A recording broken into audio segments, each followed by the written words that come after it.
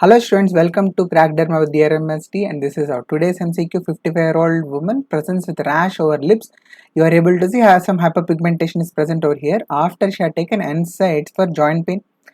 And the most important part is the second half of the MCQ, where you are able to see reportedly she developed same rash in the same location when she took same drug for back pain. So with all this history, if you have marked the answer as fixed drug eruption, you are absolutely correct. Option C is the answer here.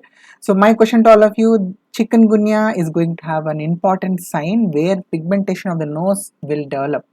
Please put your answer in the comments if you know the name of that sign.